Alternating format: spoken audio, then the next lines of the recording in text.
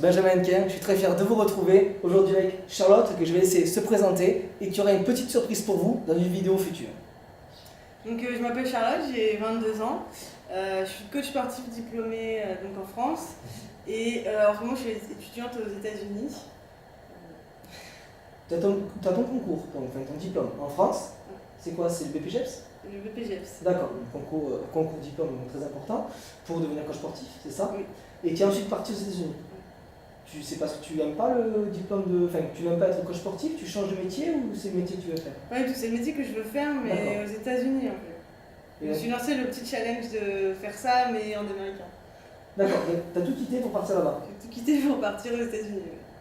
D'accord, mais tu as de la famille là-bas, des amis, quelque chose. Enfin, c'est pour ça, je veux dire? C'est parce que tu voulais changer de vie pour les rejoindre, tout ça ou... Absolument pas, je suis partie, je connaissais personne. D'accord. T'es parti comme ça, tu as tout quitté quoi, pour aller là-bas. J'ai tout quitté pour... D'accord, et comment, on dit souvent que c'est impossible de faire des choses comme ça, tu vois, et donc comme ça, c'est du jour au lendemain, tu t'es dit, tu as eu envie de le faire et tu es parti, ça a mûri dans ta tête, comment ça s'est fait? J'ai ce projet qui a mûri depuis quelques années, donc en fait quand j'ai commencé le BPGEPS, j'avais déjà envie de... En fait je voyais les choses en grand, et ouais, j'avais un rêve, c'était d'aller aux États-Unis. Et ensuite, au fur et à mesure, pendant l'année, pendant le cursus, ça a mûri en fait dans ta tête. Ça a mûri et j'ai voulu faire ça aux États-Unis. D'accord. Et donc tu as osé comme ça partir? J'ai osé partir du jour au lendemain. D'accord. Enfin, j'ai quand même prévu mon voyage avant. Bien sûr, mais... Wow. Ouais. Et donc là-bas, en fait, donc tu es étudiante, donc tu parles pas anglais, j'imagine. Enfin, maintenant tu apprends, je veux dire, mais tu parlais pas l'anglais, enfin américain, tu ne le parlais pas. Et donc tu as tout appris comme ça. Tu es partie, tu as osé faire. Voilà, je suis partie, je savais pas parler un mot en anglais. Ouais. Et donc je suis arrivée là-bas, c'était tout le temps what Oui, j'imagine. et en fait, là, ça fait 5 mois que j'y suis et je parle bien anglais. Super, d'accord. Donc 5 mois là-bas et t'en es où dans tes projets? Là, ça continue. Est-ce que ça, on va dire, ça se concrétise ton projet ou est-ce que finalement tu vois que c'est impossible? Ah non, alors moi je dis que rien n'est impossible. D'accord. Oser en fait partir là-bas aux États-Unis sans connaître personne, sans savoir parler un seul mot d'anglais. Et finalement, mon projet, on va dire qu'il est en floraison. Oui, super.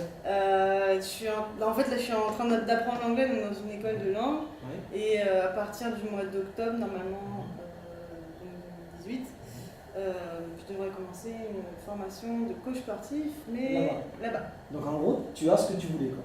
Exactement. Donc c'est intéressant parce que vous êtes beaucoup, vous savez, à me contacter, et que ce soit sur le site, mon forum, ou même sur les groupes que j'administre, que je modère, et en fait, à chaque fois, quelque chose qui revient, c'est impossible. C'est impossible, c'est trop difficile, c'est trop ci, c'est trop ça.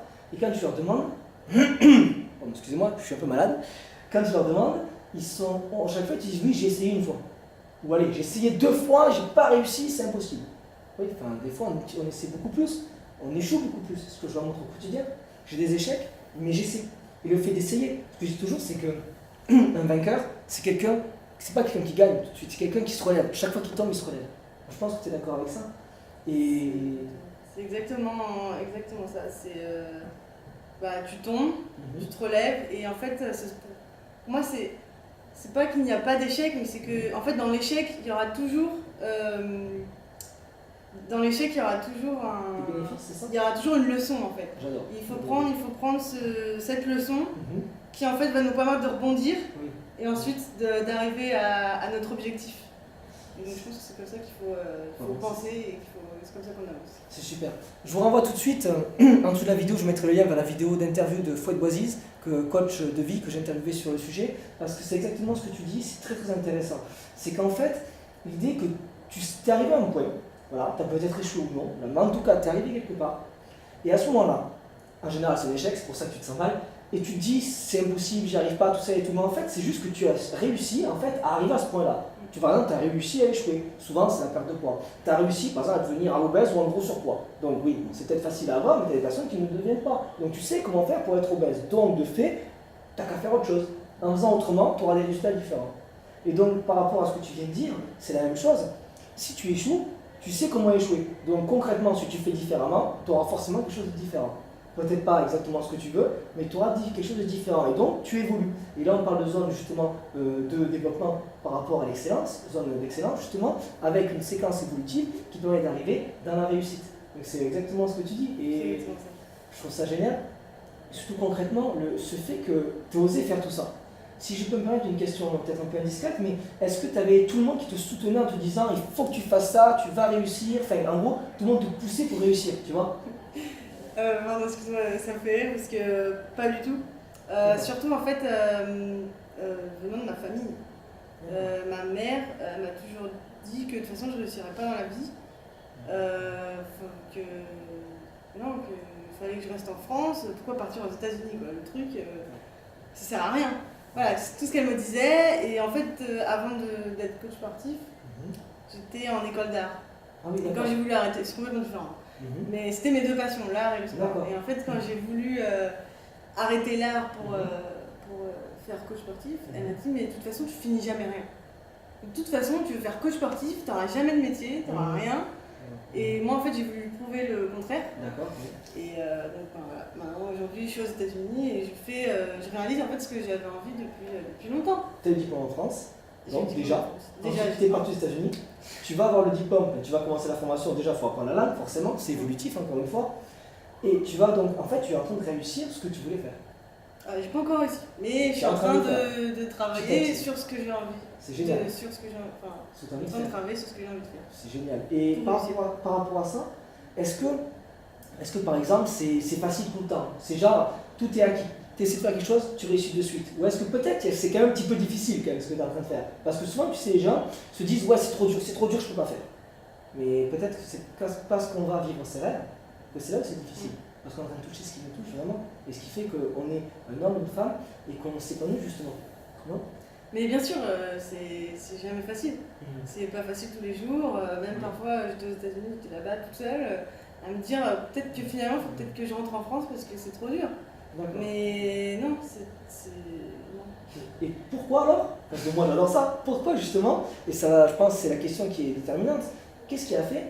Puisque tu t'es dit, il faudrait peut-être que je rentre, justement, tu vois, tu allais peut-être baisser les bras. Qu'est-ce qui fait que maintenant, tu as continué? Tu vois, qu'est-ce qui a fait que tu as continué les choses, justement? C'était inimaginable que j'arrête, parce que j'avais déjà fait un bon chemin, et même pour prouver aux gens que je voulais réussir, que j'allais réussir, il fallait que je continue. Parce que même pour donner tort aux gens en fait, quand je leur disais je vais partir aux États-Unis, j'aimerais bien que je sois aux États-Unis, et ils me disaient oui. Mais en fait, oui, vas-y, pars aux États-Unis. Donc en gros, on peut dire en fait que c'est le fait d'avoir osé vraiment partir, donc oser commencer à vivre tes rêves, justement, c'est ce fait d'avoir osé qui fait qu'en fait, tu continues maintenant. Parce que justement, tu as osé faire ce premier pas. Sinon, c'est grâce à ça en fait, parce que tu as avancé et là maintenant tu avances. Voilà, c'est ça. D'accord. Donc concrètement, on peut se dire qu'en fait, quand tu fais des petits pas vers un objectif, si tu es clair dans tes objectifs et que tu sais où tu veux aller, une fois que tu t'es lancé, malgré ce qui arrive en face, qui va te tomber dessus, malgré ça, tu peux tenir. Parce que justement, tu as osé avancer. Exactement. Il faut oser en fait surpasser les obstacles, je dirais. C'est comme une course Spartan Race. Il faut traverser l'obstacle, sinon tu restes sur toujours le même. Et s'il y a un mur devant toi et que tu ne le passes pas, c'est fini. Donc, Et un obstacle, c'est vrai, c'est très intéressant parce qu'un obstacle, vous savez, souvent les gens disent oui, il y a encore ça qui arrive, il y a encore ça qui arrive. J'ai monté une formation en gestion du temps pour ceux qui l'ont déjà suivi et qui savent que je parle souvent des obstacles. J'en ai même de la montagne. Je dis quand on est en train de courir, on fait un trail quand on est dans la montagne, pour ceux qui savent, je prépare le marathon justement ce week-end. Et quand on fait les trails, on court, des fois il y a des côtes. Et on galère, on n'en peut plus. Des fois il y a des descentes, ça nous tue encore plus. Et après il y a des cailloux, il y a des eaux, on glisse, tout ça. Et on ne va pas se demander, on ne va pas s'arrêter, regarder le rocher, mais pourquoi tu es là? Non, on se dit, ok, maintenant il faut y aller, il faut se relever, il faut avancer, il faut tout ça. Donc les obstacles en fait nous permettent de gagner, d'être plus fort, de nous surpasser. Et c'est grâce aux obstacles en fait qu'on avance. S'il n'y avait pas d'obstacles, il n'y aurait pas de challenge. Sans challenge, c'est trop facile. C'est ça, et on ne le ferait pas forcément. Et voilà, exactement. D'accord, très bien. Je sais qu'il y a quelque chose dont tu voulais nous parler, que tu as fait, tu as préparé, je sais pas, voilà.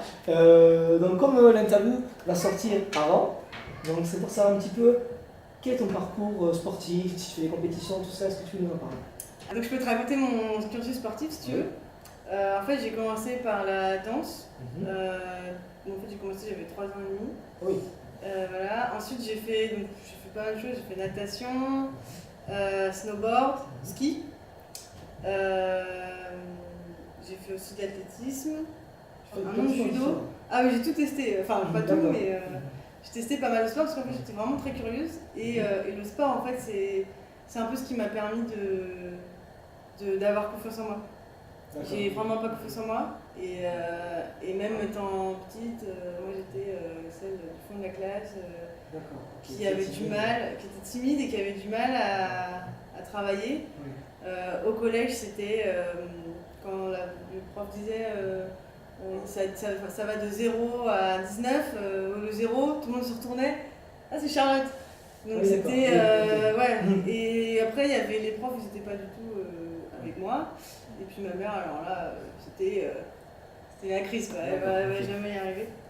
Bref, et du coup, le sport, c'est ce qui m'a permis en fait de prendre confiance en moi parce que j'étais la meilleure au sport en fait. C'était voilà, c'était la seule chose entre guillemets que j'aimais faire et que je pouvais faire, voilà, que je pouvais prouver aux autres que je faisais quelque chose de bien. Donc après tout ça, je me suis arrêtée, donc j'ai découvert la musculation peu avant de vouloir faire le BPGEPS en fait. D'accord. GEPS. Avant de vouloir faire la formation, j'ai découvert en fait ce que c'était une salle de muscu 3 mois avant de faire la formation, le BPGEPS. Donc ça veut dire donc, si je rebondis sur ça justement, comme tu sais que j'accompagne des athlètes et des coachs dans la préparation et au niveau de leur cursus de formation, ça veut dire qu'en fait on peut très bien aussi être très sportif, donc pas forcément faire une salle de musculation depuis 20 ans et ensuite se former avec donc un vrai diplôme, donc du BPGEPS, et exceller dans ce métier-là et devenir un bon coach justement. Il ne faut pas forcément avoir 20 ans d'expérience avant rien. On te forme et après progressivement tu peux devenir préparateur physique et tout ça. Voilà, après progressivement il faut aussi du travail derrière. Bien sûr, bien sûr. C'est-à-dire que moi je pense que j'ai travaillé plus que les autres en fait pendant cette formation. Pour te rattraper justement le fait que tu ne faisais pas ça depuis tant d'années. Voilà, exactement. En fait j'avais l'habitude de travailler plus que les autres. Donc c'est déjà... Voilà. J'ai pris ces lacunes, cet échec scolaire, j'en ai fait une force. C'est génial. Donc on peut servir de ses faiblesses pour en faire une force justement, si tu apprends trop vite. Voilà. D'accord. Et tu fais de la compétition, quelque chose ou... Oui, alors c'était l'année dernière. J'ai fait ma première compétition de street workout. Super. Ça faisait quelques mois que je venais de commencer le street workout pareil en fait. Oui. Et on m'a dit, fais de la compétition et tout. Moi j'étais là, non, je suis trop timide, je ne peux pas. Et finalement, j'ai fini première au All Bar Games 2017. Donc c'est quand même une compétition européenne, donc c'est quand même pas mal. Ah oui. Et j'ai fait aussi cette année, c'est Ninja Warrior, qui va passer cet été sur TF1. Ah, donc c'est ça l'activité. Non, mais au moins c'est... Voilà, vous voyez, vous la verrez cet été, c'est génial. Super. D'accord, mais écoute, tu parlais aussi par rapport à quand tu étais enfant, que dans l'école, dans les classes, tout ça, tu étais, c'est pas la dernière, c'est pas ça, mais que en fait en sport tu excellais, au contraire justement dans la classe où tu étais un peu mise en retrait. Est-ce que tu penses, si tu as envie, on pourra préparer quelque chose au niveau, je suis désolé, au niveau de la préparation physique pour les enfants, disons le gain de confiance qu'ils gagnent confiance en eux, qu'ils arrivent à se surpasser, bien sûr au niveau moteur, tout ça, qui est des apprentissages. Est-ce que tu penses qu'on pourrait peut-être mettre en place quelque chose dans une école, si ça t'intéresse, moi je suis motivé pour le faire, genre un petit parcours comme Ninja Warrior, est-ce que tu penses qu'on pourrait préparer ça un de ces jours si tu veux? Je pense que c'est une très très bonne idée. Ouais. J'ai déjà fait aussi ça l'année dernière, quand je travaillais dans une salle de sport. Je donnais des cours de parcours en fait pour les enfants. Donc je pense que faire un parcours Ninja Warrior, ça peut leur faire plaisir. Génial. Voilà. Ce que je vous propose, c'est que on va faire cette vidéo. Je vais donc vous la monter et vous la partager. Si vous voulez qu'on fasse une vidéo pour les enfants justement avec un parcours pour qu'on vous explique comment mettre ça en avant, comment déjà présenter ça aussi au niveau de l'éducation nationale, parce que bien sûr c'est comme ce n'est pas privé, c'est au niveau de l'éducation nationale, il faut présenter le projet, il faut faire les choses. Vous n'avez qu'à me le dire et ensuite on vous prépare la vidéo et on vous la partage. Super. Merci beaucoup à toi d'être venu. Merci pour ces partages, pour cette passion dans tes objectifs, dans ta vie, qui me motive personnellement, vraiment, je te l'ai dit dès qu'on s'est vu la première fois, et qui va motiver beaucoup de personnes, j'en suis sûr. Et bonne chance pour en tout cas tout ce que tu entreprends dans ta vie. Merci à toi et surtout croyez en vos rêves. Très important. Au revoir.